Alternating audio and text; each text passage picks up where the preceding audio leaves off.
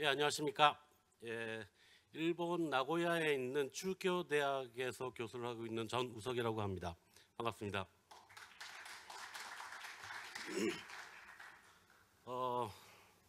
먼저 좀 고백을 해야 될 게, 저는 노동 문제 전문가가 아닙니다. 그래서 사실 어쩌면은 다른 발표자분하고 좀 결이 다른 발표가 될 수도 있겠다는 생각이 좀 들고요. 그다음에 또 말씀드리면은 제가 또 디지털 기술의 전문가도 아닙니다. 사실 제 전공은 국제 경영이고요. 주로 일본 다국적 기업을 대상으로 해가지고 일본 본사에서 일본 자회사로의 기술 이전, 요즘은 지식 이전이라고도 많이 얘기하죠. 그 어떻게 지식 이전하는가 하는 게 제 전공인데, 아시다시피 일본 기업이 해외 자회사에 이전하고자 하는 가장 큰 기술, 가장 중요한 기술 중에 하나가 사실은 여기 나와 있는 린 생산 방식입니다. 그래가지고 하다 보니까 일본 기업에서 이 린 생산 방식이 어떤 식으로 운영되고 있고, 그리고 또 실제로 최근에 디지털 기술이 어떤 식으로 도입되고 있는가 하는 어떤 팩트에 대해서는 조금 지식을 가지고 있습니다. 아마 그래서 제가 불려온 게 아닌가 싶은데요. 가능하다면은 오늘 제가 제공해드리는 여러 가지 사실이나 이런 것들이 여기 플로어에 계시는 노동문제 연구 전문가분들이 많이 계시니까 해석은 여기 있는 많은 분들이 해주셨으면 좋겠다라는 생각이 듭니다. 예, 그럼 발제 시작하겠습니다. 예, 뭐 여러분 다 잘 아시는 건데 그래도 일단은 짚고 넘어가야 될 부분이라 좀 간단하게 설명을 드리겠습니다. 사실 일본에서는 린 생산 방식이라는 표현은 거의 쓰지 않습니다. 잘 아시다시피 워막 등이 1990년에 낸 그 책에서 나와가지고 세계적으로는 린 생산 방식이라는 게 아주 이렇게 일반화된 용어인데요. 일본에서는 주로 일본형 생산 방식 내지는 일본적 생산 방식 이런 식으로 많이 얘기를 합니다. 잘 아시겠지만 그 일본이라는 단어를 집어넣는다는 것은 굉장히 자판 스페시픽한, 그러니까 일본이라는 특수한 토양에서 생겨난 방식이다라는 것을 좀 강조하는 측면이 있다는 거죠. 그리고 잘 아시다시피 이거는 가장 전형적인 거는 토요타 생산 방식 TPS라고 할 수가 있겠습니다. 이 린 생산 방식에 대해서는 여러 가지 해석이 있을 수 있는데요. 제가 생각하는 요소는 네 가지입니다. 한 가지는 다품종 서로 생산, 소위 말하는 플렉스블한 생산이 가능하다는 거죠. 그 다음에 높은 생산 효율, 그 다음에 높은 제조 품질. 이 세 가지는 사실은 트레이드오프가 있어가지고 동시에 달성이 어렵다고 했었는데 이게 동시에 달성이 됐다. 그리고 또 하나는 이게 사실은 또 하나 중요한 건데 대량 생산이라는 거죠. 그러니까 네 가지 요소가 저는 동시에 달성되는 게 린 생산 방식이라고 생각하고, 여기에 물론 대비되는 생산 방식은 잘 아시는 미국형 대량 생산 방식 포드 시스템이죠. 그래서 뭐 일단 포드 시스템을 왼쪽에 염두에 두고 좀 대비를 해놨는데요.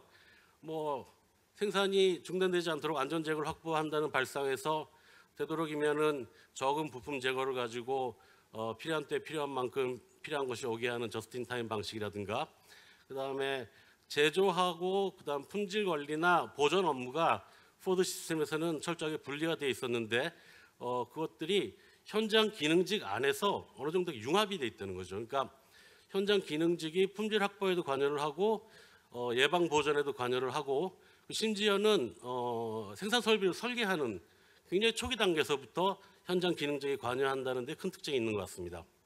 그리고 아울러서 생산 기술, 인더스트리얼 엔지니어링에 있어서도 포드 시스템에서는 분리되는 경향이 있는 거에 반해서 일본의 생산 방식에 있어서는 현장 기능직이 이 생산 기술의 확립에 있어도 크게 관여를 하고, 그 다음에 그것들을 계속해서 지속적으로 개선해 나가는 그런 개선 활동에도 현장 기능직이 관여를 한다는 거죠.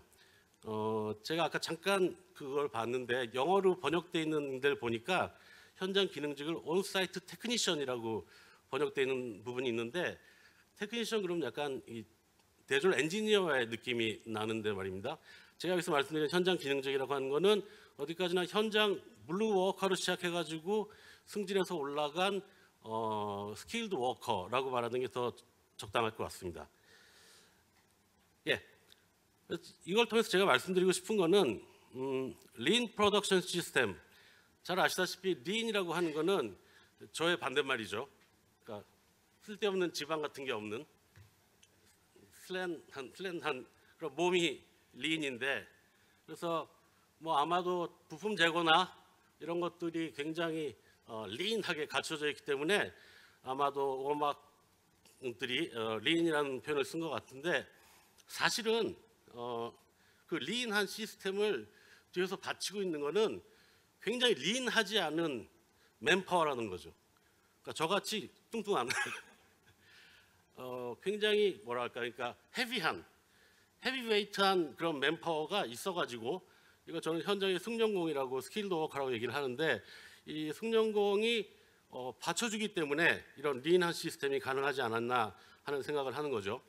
뭐 잘 아시다시피 여기 쭉 나와 있습니다만, 뭐 고장의 징후를 사전에 감지할 수 있는 냄새가 좀 이상한데, 좀 이상한 소리가 나는데, 평소랑 좀 다른데, 그러면 기계가 좀 이상한가? 이런 것들을 현장의 워커나, 사실은 그냥 일반 워커는 사실은 아닌 것 같고요. 좀 위쪽이죠. 그러니까 뭐 조장이나 직장 클래스 정도 되는 분들은 많이 다뤄봤기 때문에 좀 이상하다라는 것을 사전에 감지할 수 있다는 거죠. 그 다음에 불량품을 사전에 감지해낼 수 있다든가, 아니면은 복수의 생산 공정을 소화해낼 수 있는 다능공이라든가, 아니면은 뭐 지속적인 개선 활동을 할 수 있는 그런 현장 기능직이라든가, 이런 현장 기능직들의 능력이 뒷받침이 됐기 때문에 이런 린 시스템이 가능했을 하다라는 말씀을 드리고요. 그 다음에 이거는 그럼 이런 생산적인 맨파워가 어떻게 가능했는가? 이게 단순히 그냥 하늘에서 뚝 떨어진 게 아니고, 사실은 직무 구분이라든가, 아니면 접 로테이션 배치 전환이라든가, 아니면 임금 체계, 그러니까 이 직무급이 아니라 이 사람에 대응하는 소위 말하는 직능 자격 제도 같은 그런 임금 체계라든가 승진 체계, 그 다음에 외부의 교육기관에 의존하지 않는 사내 교육 훈련, 특히 OJT라든가 이런 것들이죠. 그 다음에 협조적인 노사관계, 그 다음에 거기에 덧붙여가지고 일체감, 센스 오브 유니티라고 하죠. 일체감을 조성한다든가, 아니면은 현장 기능직에도 많은 정보를 공유한다든가, 뭐 이런 것들을 통해 가지고 이런 생산 현장의 맨파워가 형성이 되었다. 거기에 덧붙여 가지고 뭐 이제 조달 프로큐어먼트에서는 뭐 저스틴 타임이라든가 장기적인 거래 관계라든가 이런 것들이 이제 다 합쳐져 가지고 높은 유연성, 높은 품질, 그리고 낮은 코스트, 그러니까 높은 생산성이죠. 이런 것들이 달성되지 않았나라고 저는 보고 있습니다.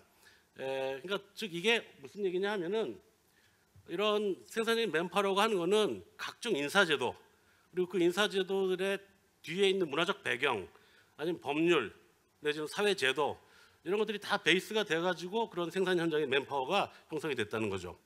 그래서 이렇게 린하지 않은 생산 현장의 맨파워를 가진다는 것은 말처럼 쉽지가 않다. 이런 것들이 일본 다국적 기업이 해외 나가가지고 해외 자회사에서 이런 똑같은 일본적 생산 방식을 구현하려고 했을 때 굉장히 고생하는 부분이고요. 그리고 또 많은 외국 기업들이 일본의 이 린 생산 방식을 벤치마킹 하려고 했을 때 실패하거나 이렇게 되는 하나의 이유가 아닌가, 그런 생각이 듭니다. 하고 싶은 얘기는 이런 생산 현장의 맨파워를 가진다는 게 간단한 게 아니다, 그런 말이죠. 갑자기 얘기가 듭니다만, 최근에 인더스트리 4.0, 뭐 여기 또 다들 잘 아시겠지만, 이거를 이제 어떻게 해석하느냐에 대해서는 또 많은 분들이 여러 가지 해석들을 하시는데, 뭐 그런 어떤 일본적 생산 시스템을 계속 봐왔던 제 입장에서 인더스트리 4.0을 한번 해석해 보면은 이렇게 될 것 같습니다.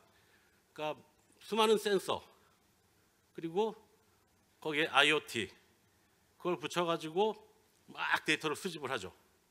클라우드로 올립니다. 그럼 클라우드에 빅데이터가 형성이 되겠죠. 그럼 형성된 빅데이터를 가지고 AI가 해석을 합니다. 그래가지고 그 AI가 해석해가지고 이 사이버 공간에서 해석한 거를 갖다가 다시 피지컬 공간으로 내려 보내가지고 피지컬 공간에서 아주 높은, 그러니까 어떻게 보면 아까 제가 말씀드렸던 것과 똑같은 거죠. 다품종 서로 생산, 높은 생산 효율, 높은 제조 품질을 동시에 가능케 하는 대량 생산 방식을 실현하려는 시도가 아닌가. 독일의 자료를 이렇게 보면은 소위 말하는 일본 말이 자꾸 튀어나오는데 일본 말을 이꼬나가시라고 하는데요. 그러니까 한 개씩 흘려보내도 효율적으로 생산이 되는 그런 흐름 생산, 그런 것도 인더스트리 4.0에서는 가능하다라고 얘기를 하죠. 그러니까 저 입장에서 보면은 인더스트리 4.0은 이런 것 같습니다. 그러니까 이 그런 어떤 헤비한 리인하지 않은 맨파워를 가지지 않고서도 리인 생산 방식이 달성하고 있는 목표를 달성할 수 있게 하려고 하는 시도가 인더스트리 4.0의 어느 한 부분이 아닌가. 물론 전부는 아니겠죠.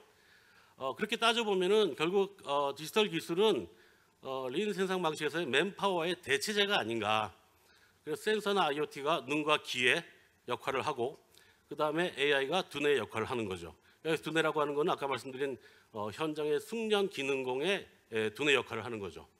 그러니까 일본 리인 생산 방식에서 숙련공들이 하는 그런 머릿속에서 하는 거죠. 불량품의 판정, 그 다음에 이상 조짐의 감지 내지는 개선 활동, 새로운 라인 설계 이런 것들을 AI한테 한번 부탁해보자, 뭐 이런 게 아닌가라고 생각을 합니다.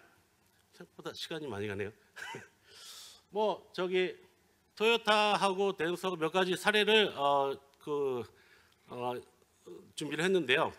뭐 여기서 다 얘기하자면은 시간이 모자랄 것 같고요. 한마디로 말씀드리면은 그렇게 활발하지 않은 것 같습니다. 근데 뭐 잘 아시겠지만 활발하다는 걸 증명하기는 쉽죠.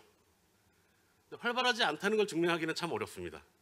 그러니까 존재를 증명하기는 쉬워도 존재하지 않는 건 증명하기가 참 어렵죠. 과연 내가 한 게 다 충분한가?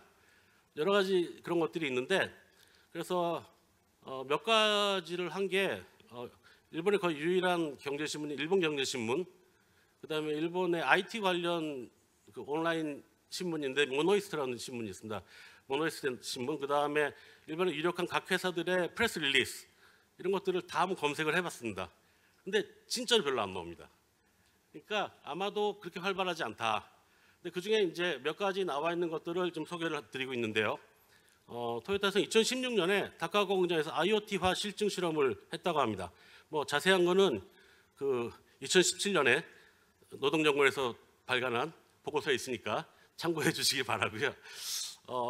말씀드리고 싶은 거는 스텝 4로는 가고 싶지 않다라는 얘기를 한다는 거죠. 인공지능 활용까지는 가고 싶지 않다. IoT로 데이터 수집을 많이 하고 싶다. 그 다음에 그럼 그 IT의 활용의 효과가 뭐냐 했을 때 품질, 생산성, 인재 육성이라는 거죠. 왜 인재 육성일까요? 그 다음에 고객에 대한 피드백 뭐 이런 얘기를 합니다. 그 다음에 또 신문기사 이렇게 찾아보면은 2021년에 토요타 타임즈라고 하는 일본 토요타의 사내지인데요. 거기 보면 이런 말이 나옵니다. 이미 우리는 거의 한 98%까지 다 했다.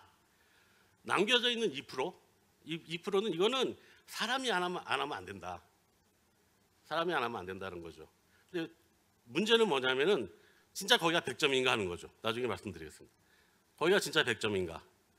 그 다음에 토요타 자동차 큐슈에서 승용 검사원의 부담을 덜어주기 위해서 AI를 활용해가지고 어떤 그 차내 이상음 이걸 이렇게 감지해내는 시스템을 개발을 하는데요.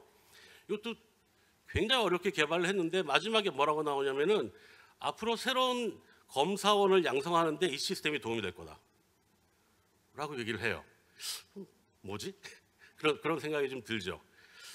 덴소 같은 경우도 2015년부터 이제 월등 단토스 코저 월등 공장 프로젝트라는 걸 해가지고 전 세계에 있는 한 130개 되는 공장의 설비에 다 센서를 설치해가지고 정보를 다 수집해가지고 클라우드에서 한꺼번에 집약하는 그런 프로젝트를 합니다.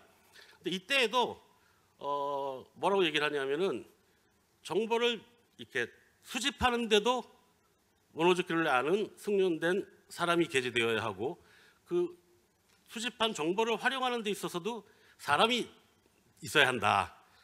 거기 관련된 기사에 나온 재밌는 게 있어서 소개해드리는데 인도네시아 4.0처럼 정형화된 수법은 마이너스 상태를 기준치로 올릴 때는 유효하지만 현재를 기준치로 삼고 보다 더 높은 수준에 가려고 할 때는 인도네시아 4.0 가지고는 안 된다. 이런 얘기를 합니다. 그러니까 무슨 얘기냐면은 현재의 일본 시스템까지만 올 수 있다는 얘기죠. 그러니까 지금 마이너스인데 캐치업까지는 간다. 근데 여기서 더 올라갈 때는 사실은 인도네시아 4.0까지는 안 되고 역시 사람이 해야 된다. 뭐 그런 얘기인 것 같습니다. 뭐 비슷한 얘기고요. 그다음에 아사히 철강 같은 경우는 중소기업인데 여기서도 이제 이게 사실 일본에서는 IoT 활용으로는 굉장히 유명한 사례입니다. 여기 홀스트 교수님도 계시지만 똑같이 가서 조사를 하셨다고 하는데 철저하게 데이터 수집에 특화한 디지털 기술의 활용이죠. 그래서 데이터 수집을 자동화함으로 해가지고 인간이 개선 활동에 집중할 수 있어요. 그러니까 개선 활동은 결국 인간이 한다는 거죠. 그리고 단 한 가지 제가 찾은 유일하게 조금 결이 다른 사례는 토요타 자동짓기라고 하는 토요타 그룹의 모체죠. 지금은 여기서 이제 부품도 만들고 포크리프트도 만들고 그러는데 이 회사 관련된 기사에서만 유일하게 숙련 작업자의 부족 가능성을 우려해서 이 시스템을 만들었다라는 표현이 나옵니다. 그러니까 제가 정말 많이 찾아봤는데 거기 나온 여러 가지 기사들 중에 거의 유일하게 이 디지털 기술이 숙련 작업자를 대체할 거다. 그리고 지금 숙련 작업자 후계자들이 굉장히 좀 부족하다. 그래서 이것들을 AI로 어떻게든 대체해야지 일본 기업에 자기네 나갈 수 있다. 이런 얘기를 하는 거의 유일한 예가 한 가지 있었습니다. 이렇게 보면 말입니다. 결국 일본 기업의 디지털 기술 도입이라고 하는 거는 정리를 하자면은 IoT 중심의 도입인 것 같다. 그러니까 주로 데이터를 많이 수집해가지고 그 수집한 걸 가지고 인간이 활용을 하면 된다라고 하는 것인 것 같고요. 근데 여기서 또 중요한 포인트 하나는 데이터 수집하는 데에도 인간이 게재돼야 된다는 겁니다. 이게 굉장히 중요한 포인트인데 일본에서 이렇게 일본 기업 사람들이랑 좀 얘기를 하다 보면은 무식하게 보면은 무작정 데이터를 모은다는 거죠. 왜 필요한지도 모르고 그런 데이터가 무슨 의미가 있냐는 거예요. 그러니까 이 데이터를 수집할 때에도 숙련 기능공이 여기는 데이터를 뽑을 만해라고 하는 포인트에서만 뽑으라는 겁니다. 그런 경향이 있는 것 같습니다. 근데 사실은 이게 나중에 또 좀 문제가 될 수 있다는 생각이 좀 드는데요. 그리고 또 하나는 AI는 굉장히 제한적으로 활용하는 것 같다. 그리고 불량의 원인을 분석한다든가 아니면 개선 활동을 한다든가 이런 것들은 어디까지나 개선은 사람이 한다. 그리고 CPS 도입도 굉장히 제한적이다. 즉 사이버 공간이라고 하는 거에 대해서 그렇게 신뢰하고 있지 않은 것 같다. 결국은 사이버 공간이 아니고 이 숙련공들의 머릿속에서 해야 될 일들이라고 생각하는 것 같습니다. 이렇게 생각하면 결국 일본 기업에 있어서는 디지털 기술이라고 하는 것은 결국 맨파워의 보완제다. 그러니까 눈과 귀는 센서와 IoT로 대체하지만 숙련공의 두뇌는 대체할 수 없다. 대체하지 않는다. 대체하지 않는 것이 더 좋다. 라고 생각하고 있는 것처럼 보입니다. 이거는 사실은 좀 어렵게 얻은 자료인데요. 일본의 꽤 유력한 기업입니다. 사진 같은 거 안 찍으셨으면 좋겠는데 이거 주면 안 되는데 그러면서 사진을 봐서 막 여기저기 좀 가려놨는데요. 그냥 봐주셨으면 하는 거는 제일 아래가 피지컬 세계고요. 제일 위가 사이버의 세계인데 뭐 사이버 세계는 가설 검증을 고속화한다라고 되어 있지 않습니까? 그러니까 빠르게 하는 거예요. 그러니까 이때까지 못하던 걸 한다는 게 아니라 이때까지 하던 거를 빠르게 한다. 그리고 현실 세계에서 그걸 가치화를 해야 되는데 중요한 거는 가운데 여기가 제일 중요하다고 얘기를 하죠. 근데 가운데 보시면은 제일 한가운데 인재 육성이 들어가 있습니다. 그러니까 일본 기업이 생각하는 디지털 혁신, 디지털 기술의 도입이라고 하는 거는 역시 사람을 계제로 한 것이고, 여기 보면은 사람 인자가 여기저기 나옵니다. 제일 위에도 보면은 사람하고 기계가 서로 협조해야 된다. 뭐 그다음에 사람 중심의 환경 뭐 그런 얘기도 나오고, 인재 육성 엔지니어, 데이터 어널리시스트, 그다음에 고도 기능, 그다음에 사람하고 기가 협조해서 고속 실증 기술. 그러니까 거의 모든 프로세스에 사람이 관여해야 된다. 뭐 그런 얘기를 하고, 결국 제일 밑에 보면은 사람의 가치를 최대화해야 된다라고 하는 게 일본, 적어도 이 기업에서의 디지털 기술 도입의 하나의 큰 목표인 것 같다라고 말씀드릴 수 있을 것 같습니다. 이렇게 보면은 사실은 이런 린 생산 방식하고 디지털 기술에 대해서 사실은 연구가 별로 없습니다. 일본에서. 어떻게 보면은 최근에는 린 생산 방식 자체에 대한 연구가 없습니다. 그래가지고 이렇게 기업 사람들 만나 보면은 뭐 할 게 더 뭐 있냐는 거죠. 그러니까 물론 리절트는 계속 개선돼 나가야 하지만 메소드에 있어서는 더 이상 발전할 게 없다는 느낌을 줍니다. 그러니까 우리 거의 완성형이야. 그러니까 우리의 이 시스템으로 계속 해 나가면 돼. 그러니까 아까도 잠깐 나왔지만 일본적 생산 시스템 아니면 토요타 생산 방식에 대한 압도적이고 절대적인 자신감, 그런 것들이 엿보인다고 할 수 있겠죠. 그래서 사실은 연구 자체가 별로 없는데요. 2011년에 큐슈 대학의 모쿠다이 씨라고 하고, 또 독일의 사실은 이번에 알았습니다. 홀스트 박사님도 공동 저자로 들어가 있는데 사실은 굉장히 좋은 논문입니다. 한번 읽어보실 것을 권하는데요. 어떻게 보면은 거의 유일무이하게 좀 제대로 이렇게 말하면 실례인데 잘 써진 논문입니다. 여기 보면은 결국은 이제 두 가지 가능성을 얘기합니다. 하나는 린 어그멘테이션, 그러니까 디지털 기술이 들어옴을 해가지고 린 생산 방식이 보다 더 강력한 생산 방식으로 될 수 있다. 그러니까 이게 말씀드린 아까 IoT에서의 데이터 수집을 자동화한다든가 뭐 이런 얘기죠. 근데 또 한 가지는 린 트랩이라는 얘기도 합니다.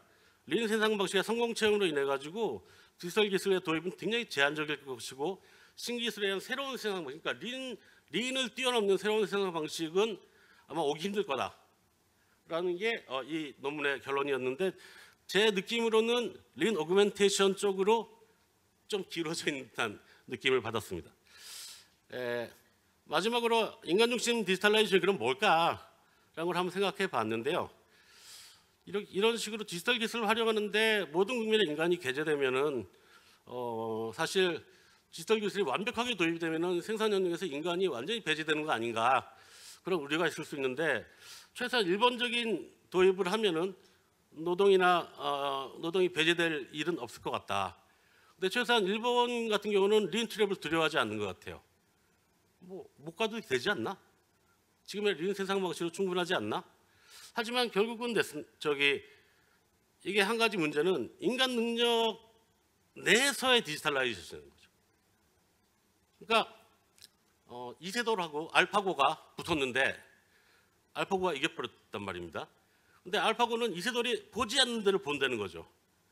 그러니까 사실은 인간이 개재되지 않고 수집한 어떤 정보가 굉장히 유효한 특징량으로 작용을 해가지고 그것이 가중치를 가지고 AI의 답을 유도해낼 수 있다. 그러면은 결국은 이런 승용공 대 AI의 세계가 될 텐데, 승용공이 가지고 있는, 사실 암묵지라는 표현 제가 별로 안 씁니다. 별로 안 좋아해가지고 경험지라는 표현을 좀 많이 쓰는데, 경험을 통해서 알게 된 지식이죠.